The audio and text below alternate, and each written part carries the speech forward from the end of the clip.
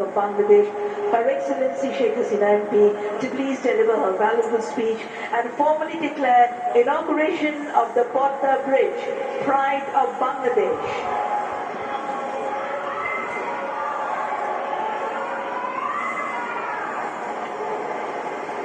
Bismillahirrahmanirrahim.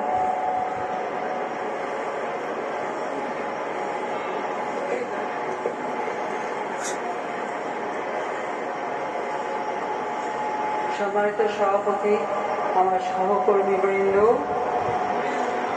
সামরিক অসামরিক সকল ঊর্ধ্বতন কর্মকর্তা বৃন্দ, কূটনৈতিক মিশনের প্রতিনিধিবৃন্দ,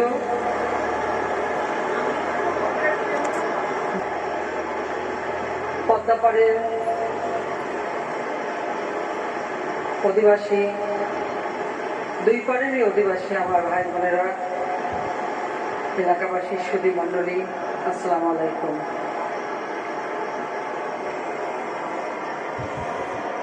বাংলাদেশের ইতিহাসে আজ এক সন্ধিক্ষণে আমরা দাঁড়িয়ে আছি।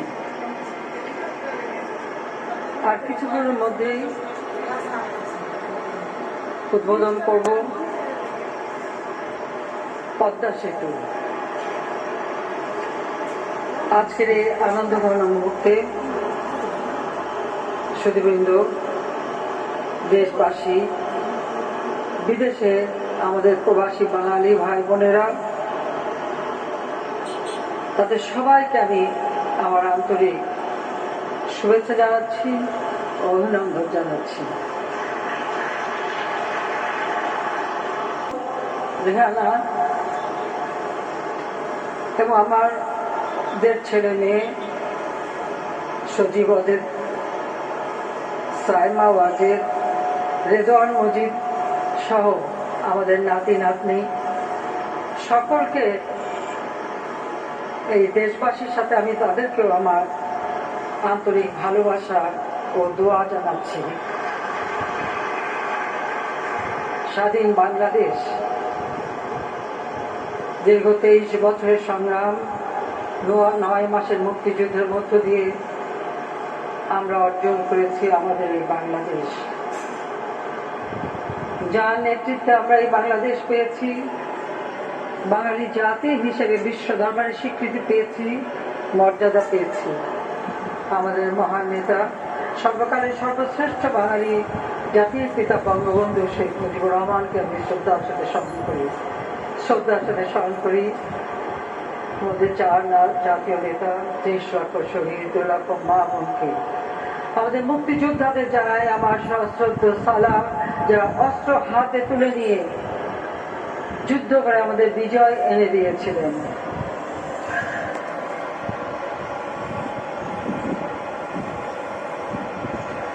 অত্যন্ত বেদনার সাথে আমি স্মরণ করি 75 15ই আগস্ট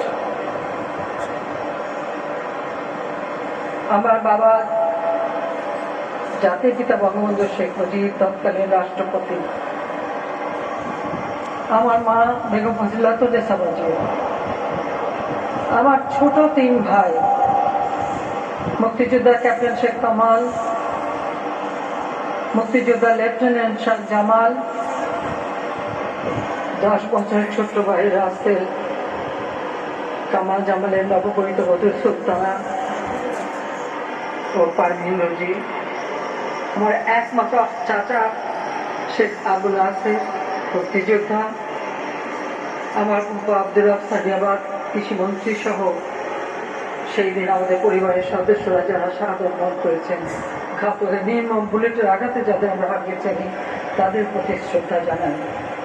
আমার বাবা military secretary brigadier Jamal brigadier Jamil ছুটে এসেছিলেন, রাষ্ট্রপতিকে রক্ষা করতে পারেননি, ঘাতকের দল তাকেও হত্যা করে। পুলিশের এএসপি এসবি সিদ্দিকুর রহমান ঘাতকে বাধা দিয়েছিল দোতলায় উঠতে, তাকে সেখানে হত্যা করে। আমি তাদেরকেও শ্রদ্ধা জানাই বাংলাদেশের মানুষের প্রতি,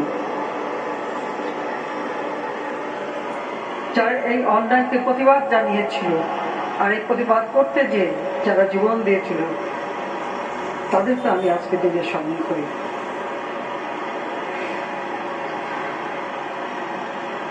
আজকে পদ্মা সেতু নির্মিত হয়েছে, সঙ্গে যারা জড়িত ছিলেন, যে উপদেষ্টা কমিটি আমরা করেছিলাম, প্রকৌশলী জামিলুর রেজা সাহেব সহ সেতু নির্মাণকালীন সময় যারা মৃত্যুবরণ করেছে, আমি তাদের আত্মার মাগফিরাত কামনা করি, তাদের পরিবারের প্রতি আমার সমবেদনা জানাই।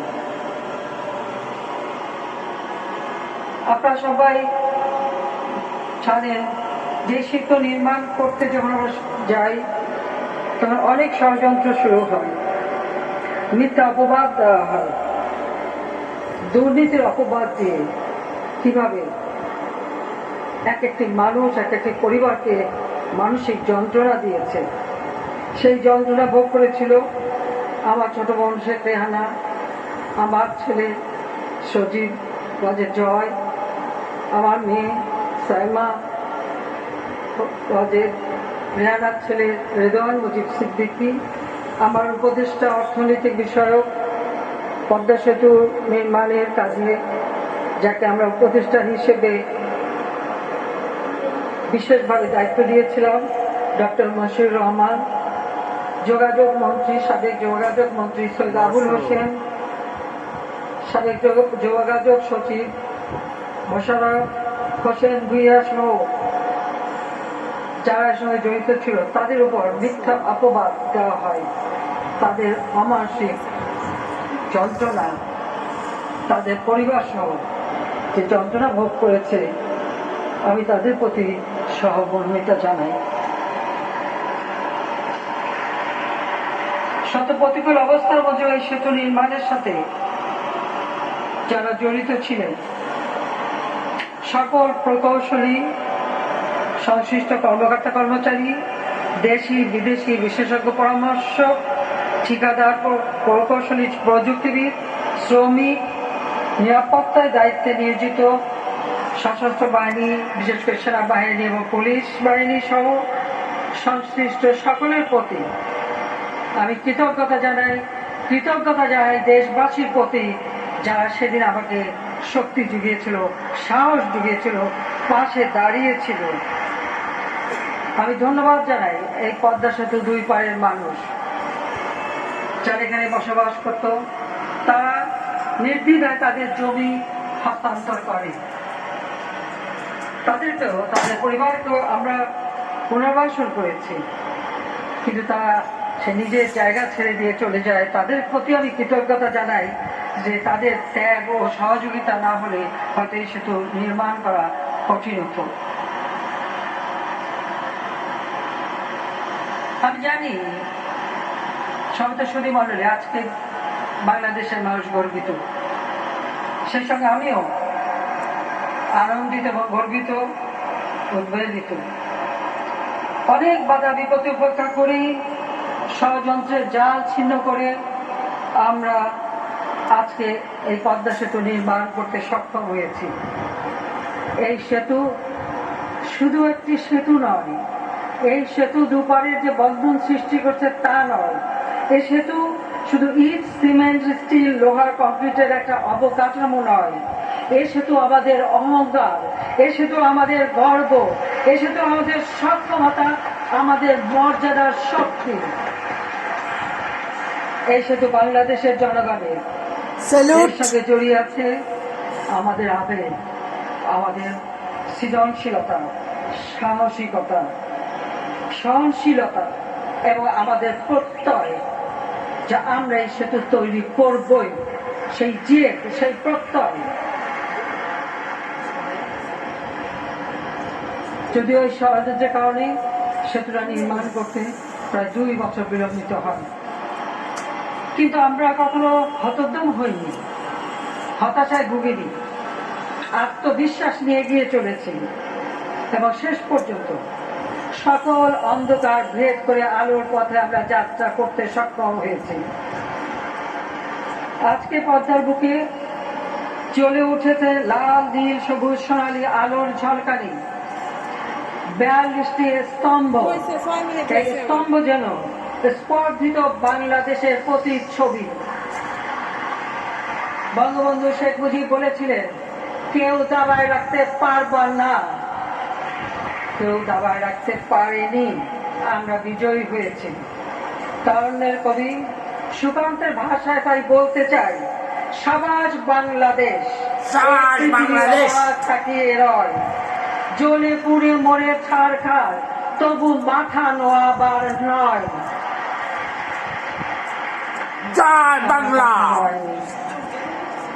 আমরা কখনো মাথা নোয়াবো না।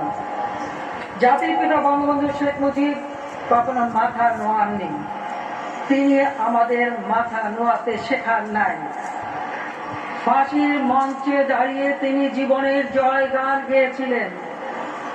বাংলার মানুষের মুক্তি চেয়েছিলেন, স্বাধীনতা চেয়েছিলেন। তাই নেতৃত্বে আমরা স্বাধীনতা অর্জন করেছি। আমরা তাই অনুসারী। তার পদাঙ্ক অনুসরণ করেই আমরা পথ চলি। তার পদাঙ্ক অনুসরণ করেই আজকে বিশ্বের বুকে মাথা উঁচু করে বাংলাদেশ দাঁড়াতে সক্ষম হয়েছে।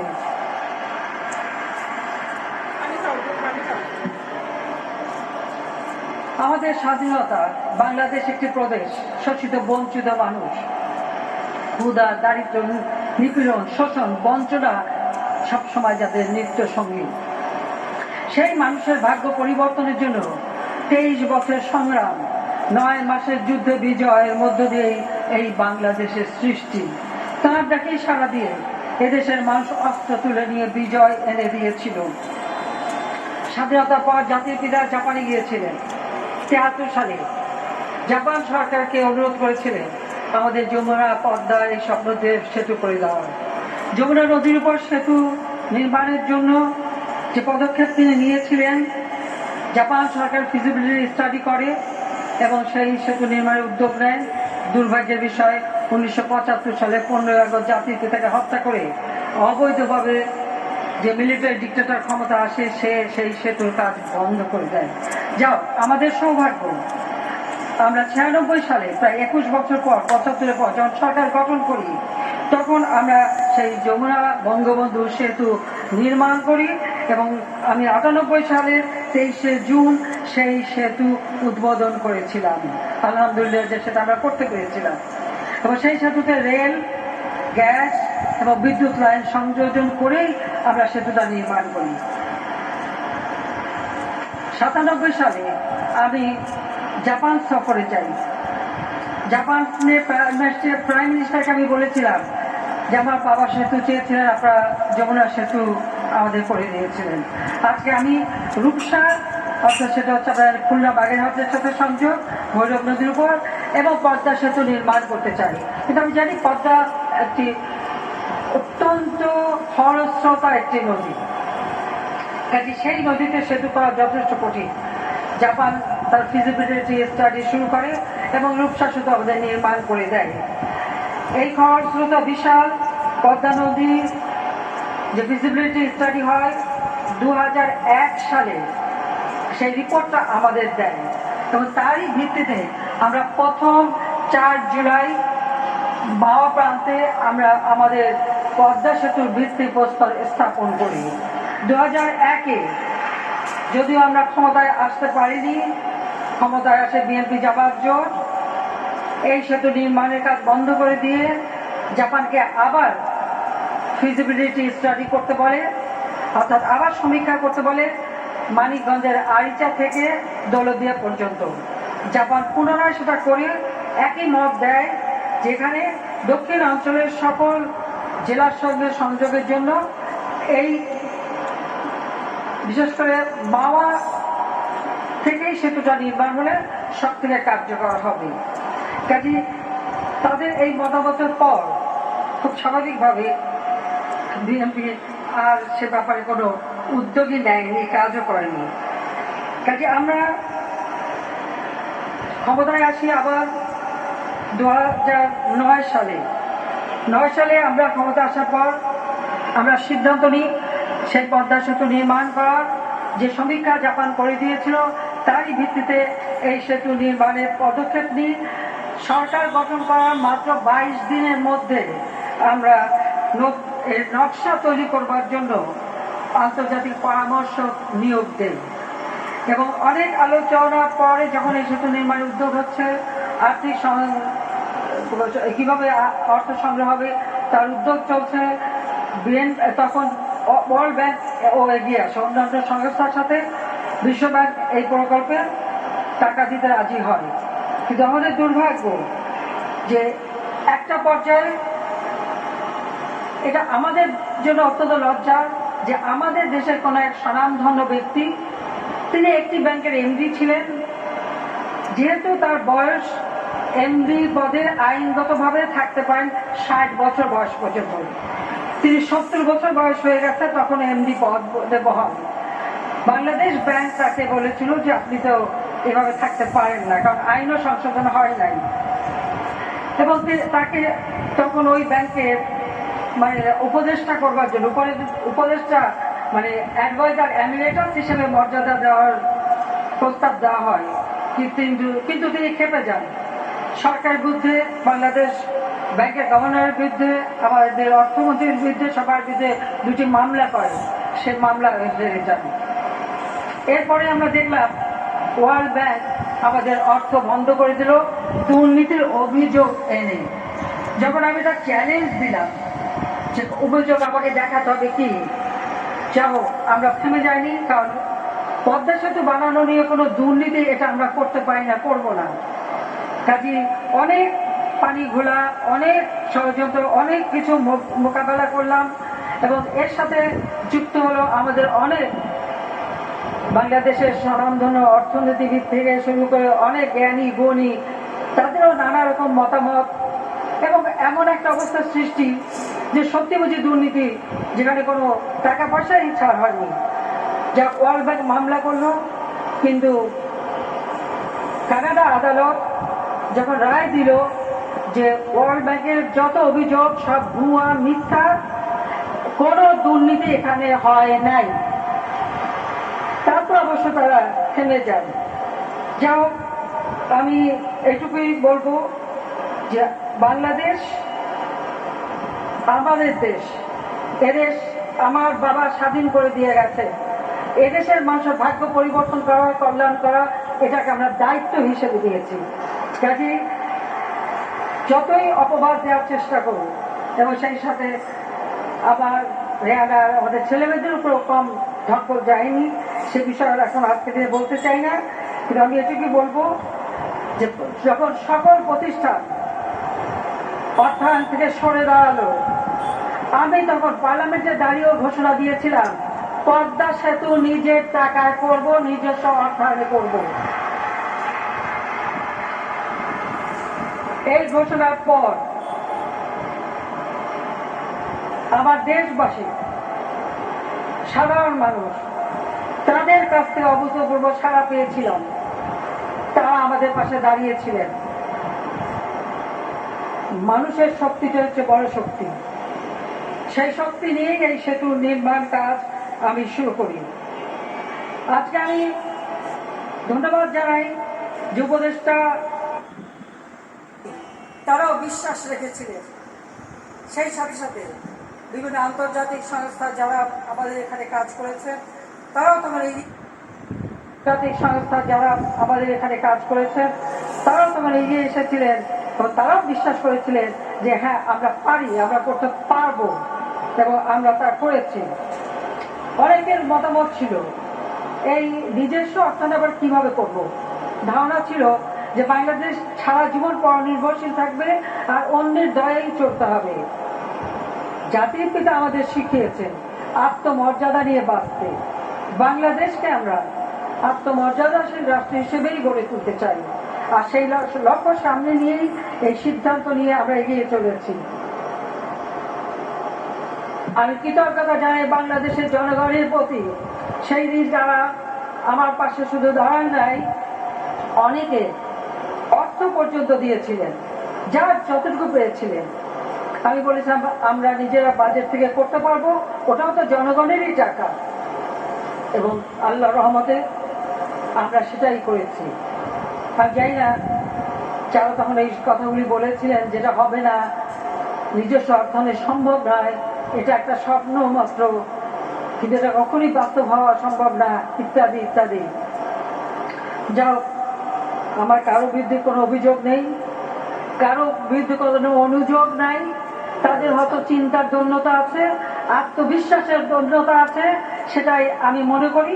কিন্তু আজকে থেকে আমি মনে করি তাদেরও আত্মবিশ্বাস বাড়বে যে না, বাংলাদেশ পারে। এখানে একটি কথা আপনাদের স্মরণ করতে চাই, স্বাধীনতার পর কিছু বিদেশি এক সাংবাদিক জিজ্ঞেস করেছিলেন, বাংলাদেশের তো কোনো সম্পদ নাই, আপনি কি দিয়ে এই দেশ গড়বেন? জাতির পিতা বঙ্গবন্ধু শেখ মুজিব বলেছিলেন, আমার মাটি আছে, মানুষ আছে, এই মাটি মানুষ দিয়ে এই দেশ গড়ব। আজকে পদ্মা সেতু কিন্তু সেই মানুষের সহযোগিতায় করতে পেরেছি। আমাদের অর্থনীতি স্থবির হয়নি, সচল আছে, অনেক প্রকল্প আমরা নিয়েছি, কাজে আজকে আলহামদুলিল্লাহ পদ্মা সেতু নির্মিত হয়েছে। বাংলাদেশের অর্থনীতি ধসে পড়ে নাই, বরং বাংলাদেশের অর্থনীতি করোনা মোকাবেলা করেছে, ইউক্রেন রাশিয়ার যুদ্ধ মোকাবেলা করেও বাংলাদেশের অর্থনীতি এখনো গতিশীল। সমগ্র বিশ্বের কাছে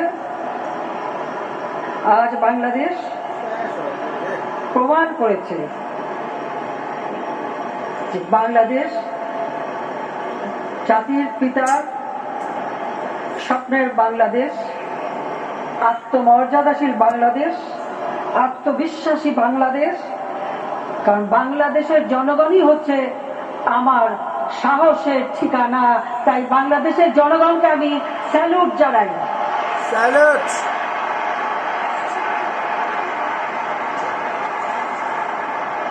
শুধু মন্ডলী, আপনারা জানেন পদ্মা একটা সাধারণ নদী না।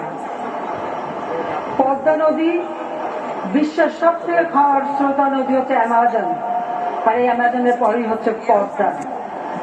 আর এই স্রোতস্বিনী পদ্মা, যে পদ্মা আনপ্রেডিক্টেবল, অননুমেয়, এর গতি স্রোত কখন কিভাবে, এটা খুবই ধারণা করা কষ্টকর। প্রযুক্তি এবং কারিগরি নানা বিষয় বিবেচনা নিয়ে এর বাস্তবায়ন অত্যন্ত কঠিন একটা কাজ ছিল, কঠিন চ্যালেঞ্জ ছিল। কিন্তু সেই চ্যালেঞ্জ মোকাবেলা করে আমাদের প্রকৌশলী কর্মীরা সকলে মিলে এবং বিদেশি পরামর্শক সকলে মিলে এই সেতু আমরা নির্মাণ কাজ সম্পন্ন করেছি। পদ্মা সেতু নির্মাণ কাজের গুণগত মানে কোনো আপোষ করা হয়নি। এই সেতু নির্মিত হয়েছে বিশ্বের সর্বাধুনিক প্রযুক্তি ও উপকরণ দিয়ে, সম্পূর্ণ স্বচ্ছতা বজায় রেখে। পুরো নির্মাণ প্রক্রিয়া সম্পন্ন হয়েছে সর্বোচ্চ মান বজায় রেখে। পদ্মা সেতুর পাইল বা মাটির গভীরে বসানো ভিত্তি এখন পর্যন্ত বিশ্বে গভীরতম। সর্বোচ্চ 122 মিটার গভীর পর্যন্ত এই সেতুর পাইল বসানো হয়েছে, যা বিশ্বের আর কোন সেতুতে করা সম্ভব হয়নি। ভূমিকম্প প্রতিরোধ বিবেচনায় ব্যবহৃত হয়েছে অত্যাধুনিক প্রযুক্তি। এরকম আরো বিশেষ বৈশিষ্ট্য কারণে এই সেতু নির্মাণ পদ্ধতি বিশ্বজুড়ে প্রকৌশলী বিদ্যার পাঠ বইয়ে অন্তর্ভুক্ত হবে বলে আমি বিশ্বাস করি। কারণ এটা একটা আশ্চর্য সৃষ্টি, এটা অনেক মানুষের শেখার অনেক সুযোগ রয়েছে এবং আমাদের প্রজন্মের পর প্রজন্ম শিখতে পারবে বলে আমি বিশ্বাস করি। বিশাল এই কর্মযজ্ঞ থেকে বড় প্রকল্প বাস্তবের অভিজ্ঞতা অর্জন করতে পেরে আমাদের দেশের প্রকৌশলী এবং কর্মীরা তারা যে জ্ঞান লাভ করেছেন, ভবিষ্যতে এই ধরনের আরো অনেক স্থাপনা তারা করতে পারবেন বা অন্য দেশেও সহযোগিতা করতে পারবেন, সেই সক্ষমতা আজ আমরা অর্জন করেছি। সেতু নির্মাণ যেমন, তেমনি আঁকা পাকা খরস্রোতা উন্নত পদ্মা নদীকে শাসন রাখাটাও একটা কঠিন চ্যালেঞ্জ। সেই চ্যালেঞ্জও সফলভাবে মোকাবেলা করে দুই পারকে সুরক্ষিত করার ব্যবস্থা করা হয়েছে। এই সেতুর উভয় দিকে রয়েছে উন্নত ব্যবস্থা করা সমৃদ্ধ এবং দৃষ্টিনন্দন সার্ভিস এরিয়া। মাওয়া এবং জাজিরা সংযোগ সড়ক নির্মাণ করা হয়েছে, যা মূল সেতুকে জাতীয় সড়ক যোগাযোগ নেটওয়ার্কের সঙ্গে যুক্ত করেছে। এটা শুধু বাংলাদেশই না, আমাদের আঞ্চলিক যোগাযোগের ক্ষেত্রেও এই সেতু অবদান রাখবে। এই সেতুর যে আমাদের এটা নদীপথ, কাজে এখানে যেহেতু একটা খরস্রোতা নদী, তাই এই সেতুর যে 37টা স্পান তার নিচ থেকেই যেন আমাদের নৌ চলাচলটা অব্যাহত থাকে, আমরা সেইভাবে কিন্তু এই সেতুটা তৈরি করেছি। কারণ আমি আগেই বলেছি যে পদ্মা নদী কখন তার স্রোত কোন দিক থেকে যাবে, কি হবে, বা স্রোতের টান কত বেশি, এ সম্পর্কে আগাম বলা খুব কঠিন কাজ। যে কারণে আমরা এই সেতুতে কোনো রকম ছোট করতে চাইনি। এই সেতুটা যেমন 2 পাশ সংযুক্ত করেছে এবং এর যে 42টা স্পান তার নিচ থেকে অর্থাৎ 36টা স্পানের মধ্য দিয়ে যেন সব জায়গায় নৌ চলাচল সমানভাবে চলতে পারে সেই ব্যবস্থাটাও রাখা হয়েছে। এই সেতু নির্মাণ কাজ সুষ্ঠুভাবে বাস্তবায়নের স্বার্থে পদ্মা নদীর উভয় পারে 3 জেলা মুন্সিগঞ্জ, মাদারীপুর, শরীয়তপুরে প্রায় 6,509 একর জমি অধিগ্রহণ করতে হয়েছে। যারা প্রত্যক্ষ পরোক্ষভাবে ক্ষতিগ্রস্ত সকলকে আমরা পুনর্বাসন করেছি, জীবন জীবিকার ব্যবস্থা দিয়েছি, তাদের জন্য প্লট দেওয়া হয়েছে, বাড়ি করে দেওয়া হয়েছে, বাণিজ্যিক প্লট করা হয়েছে, অর্থাৎ তাদের জীবিকার ব্যবস্থা আমরা করে দিয়েছি। এই প্রকল্প এলাকায় একটা পরিবেশ ব্যবস্থাপনা কার্যক্রমের আওতায় বনায়ন কর্মসূচিও হাতে নেওয়া হয়েছে। সেখানে বনায়ন সৃষ্টি করা হচ্ছে, জীববৈচিত্র্যের ইতিহাস ও নমুনা সংরক্ষণের জন্য জাদুঘর প্রতিষ্ঠা করা হয়েছে। উদ্ভিদকুল ও প্রাণীকুল সংরক্ষণের লক্ষ্যে প্রকল্প এলাকায় ইতিমধ্যে আমরা পদ্মা সেতু বন্যপ্রাণী অভয়ারণ্য, সেই অভয়ারণ্য সৃষ্টি করা হয়েছে, এটা ঘোষণা দেওয়া হয়েছে, যাতে আমাদের পরিবেশ এবং প্রকৃতি যেন রক্ষা পায় সেই লক্ষ্য নিয়ে। বিশ্বের সেরা প্রযুক্তিতে নির্মিত এই দৃষ্টিনন্দন দ্বিতল পদ্মা সেতু, এই সেতুর স্টিল এবং কংক্রিট স্ট্রাকচারে বহুমুখী এই সেতুর উপরে ডেক যানবাহন চলবে আর নিচ দিয়ে ট্রেন চলাচল করবে, কাজে রেল সেতু এর সঙ্গে। সেতু চালু হওয়ার পর সড়ক এবং রেলপথ দেশের দক্ষিণ অঞ্চলের 21টি জেলার মানুষের উন্নতি হবে, ব্যবসা বাণিজ্য বৃদ্ধি পাবে, তারা নির্বিঘ্নে যাতায়াত করতে পারবে, এই খরস্রোতা পদ্মা পাড়ি দেওয়ার ঝুঁকি নিতে হবে না, রাজধানীর সঙ্গে সরাসরি যোগাযোগ স্থাপন করতে পারবে। কাজে সেদিক থেকে আমাদের দেশের মানুষের যারা সবসময় অবহেলিত, অর্থাৎ আমরা পদ্মার ওপারে মানুষ চিরদিনই অবহেলিতই ছিলাম, আর অবহেলিত থাকবে না, আবার তাদের সমানভাবে উন্নত হবে। আমরা আশা করি, যদিও তার হিসেবে বলা হয়েছে 1.23% আমাদের জিডিপি বাড়বে, কিন্তু আমি বিশ্বাস করি এটা আরো বেশি হবে। আর তাছাড়া প্রতি বছর এই অঞ্চলে যে দারিদ্র, সে দারিদ্রের হারও হ্রাস পাবে। নতুন অর্থনৈতিক অঞ্চল আমরা গড়ে তুলব, হাইটেক পার্ক আমরা গড়ে তুলব, দেশি বিদেশি বিনিয়োগ আকৃষ্ট হবে, দেশের শিল্পায়নের গতি আরো ত্বরান্বিত হবে এবং আঞ্চলিক বাণিজ্যে বিশেষ ভূমিকা এই সেতু রাখবে। ইতিমধ্যে তার সেই লক্ষ্য নিয়ে এই অঞ্চলে, দক্ষিণ অঞ্চলে বিদ্যুৎ কেন্দ্র থেকে শুরু করে আমরা যা যা প্রয়োজন সেগুলি কিন্তু করেছি। এবছরের শেষ নাগাদ আমাদের কর্ণফুলী তলদেশে টানেল, বঙ্গবন্ধু টানেল, সেটাও সম্পন্ন হবে। মেট্রো রেল, সেটাও একটা অংশ সম্পন্ন হবে। আর 2023 সালে প্রথমার্ধে রূপপুর পারমাণবিক বিদ্যুৎ কেন্দ্র, সেটাও উৎপাদন শুরু হবে। ঢাকা এলিভেটেড এক্সপ্রেসওয়ের কাজও দ্রুত এগিয়ে যাচ্ছে, প্রায় এটাও 2023 বা 24 মধ্যে শেষ হবে। তাছাড়া পায়রা যে বিদ্যুৎ কেন্দ্র, সেখানে ইতিমধ্যেই বিদ্যুৎ উৎপাদন শুরু হয়েছে, সেখানে আরো বিদ্যুৎ উৎপাদনের সুযোগ রয়েছে। কাজে সার্বিক দিক থেকে আমাদের অর্থনীতি আরো গতিশীল হবে, দেশের মানুষ উন্নত জীবন পাবে। আমি আবারও দেশবাসীর প্রতি কৃতজ্ঞতা জানাই, যারা আমাকে বারবার সাহস দিয়েছেন। আমি বাবা, মা, ভাই সব হারিয়ে এদেশের মানুষের উপর ভরসা রেখেই 75 পর যখন 6 বছর রিফিউজি হিসেবে বিদেশে থাকতে হয়েছিল, বাংলাদেশ আওয়ামী লীগ আমাকে সভাপতি নির্বাচিত করেছিল বলেই আমি দেশে ফিরে এসেছিলাম, আসতে পেরেছিলাম।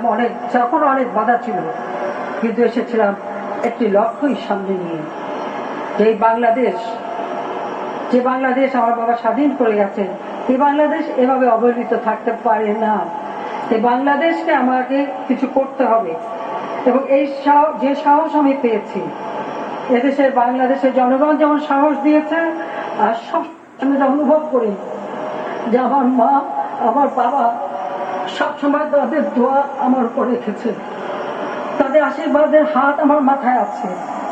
তাহলে আমার মতো একটা সাধারণ মানুষ, যে অতি সাধারণ বাঙালি মেয়ে, এত কাজ করতে আমি পারতাম না যদি আমার বাবা মায়ের দোয়া আশীর্বাদের হাত আমার উপর না থাকতো। আমি তাদের কথা সহি। আমি আশা করি এই সেতুর কাজ বন্ধ করতে যারা নানাভাবে ষড়যন্ত্র করেছে বা বাধা দিয়েছে, তাদের শুভবুদ্ধির উদয় হবে, তাদের হৃদয়ের দেশপ্রেম জাগ্রত হবে, দেশের মানুষের প্রতি তারা আরো দায়িত্ববান হবে। আজকে বাংলাদেশ আমাদের মাথাপিছু আয় $2,594 মার্কিন। আজকের বাংলাদেশ উন্নয়নশীল দেশের মর্যাদা পেয়েছে। আমরা প্রতি ঘরে ঘরে বিদ্যুৎ দিতে সক্ষম হয়েছি। আজকে ডিজিটাল বাংলাদেশ গড়ে তুলেছি। প্রত্যন্ত অঞ্চল পর্যন্ত আমরা ব্রডব্যান্ড পৌঁছে দিয়েছি। বঙ্গবন্ধু স্যাটেলাইট 1 উৎক্ষেপণ করে আমরা ডিজিটাল বাংলাদেশের সুফল বাংলাদেশের মানুষের ঘরে পৌঁছে দিতে সক্ষম হয়েছি। বাংলাদেশ উন্নয়নশীল দেশ হিসেবে মর্যাদা পেয়েছে, আমরা সেইভাবে এগিয়ে যাব। জাতিসংঘ ঘোষিত এসডিজি 2030-এর মধ্যেই আমরা বাস্তবায়ন করতে সক্ষম হব। বাংলাদেশ 2021 আর 2020 জাতির পিতা জন্মশতবার্ষিকী উদযাপন করেছি। 2021 বাংলাদেশের স্বাধীনতার সুবর্ণ জয়ন্তী উদযাপন করেছি। আর এই সময় আমরা স্বীকৃতি পেয়েছি উন্নয়নশীল দেশের মর্যাদা, যেটা কার্যকর হবে 2026 সালে। বাংলাদেশ এগিয়ে যাচ্ছে, বাংলাদেশ এগিয়ে যাবে। 2041 সালের মধ্যে ইনশাআল্লাহ বাংলাদেশ উন্নত দেশ হিসেবে স্বীকৃতি পাবে, মর্যাদা পাবে। 2100 সালে ডেল্টা প্ল্যান এই বদ্বীপটাকে প্রজন্মের পর প্রজন্মকে সুন্দর জীবন দেবে, সেই পরিকল্পনা নিয়েও আমরা তা বাস্তবায়ন শুরু করেছি। আসুন পদ্মা সেতুর উদ্বোধনের এই ঐতিহাসিক দিনে যে যার অবস্থান থেকে দেশ ও দেশের মানুষের কল্যাণে আমরা শপথ গ্রহণ করি যে দেশের মানুষের ভাগ্য পরিবর্তন করে উন্নত সমৃদ্ধ সোনার বাংলা আমরা গড়ে তুলব। জাতির পিতার স্বপ্ন আমরা গড়ে তুলব। আপনারা দেখছেন পদ্মা সেতুর উদ্বোধনী অনুষ্ঠানে মাননীয় প্রধানমন্ত্রী বঙ্গবন্ধু কন্যা শেখ রঞ্জিত হয়েছে হাসিনার বক্তব্য।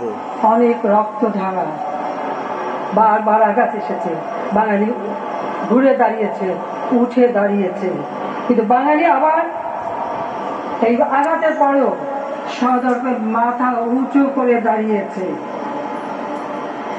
যতবারই হত্যা করো, চ্যানেল উদ্ভট থেকে প্রচারিত হচ্ছে দারুণ সূর্য পদ্মা সেতুর উদ্বোধনী অনুষ্ঠানে প্রধানমন্ত্রী শেখ হাসিনার বক্তব্য। বাংলাদেশ চিরজীবী হোক।